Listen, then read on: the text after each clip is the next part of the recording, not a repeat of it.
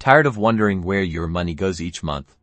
Let's get you financially organized using Quicken Simplify. First, launch Quicken Simplify and navigate to the Budget tab, usually found on the left-hand side of the screen. This is where the budgeting magic happens. Next, let's add your income sources. Click the plus button next to income. A new window will pop up, prompting you to enter the income description, like salary or freelance work. Fill in the amount you receive and select the frequency, such as monthly or bi-weekly. Quicken Simplify will automatically calculate your total monthly income based on this information.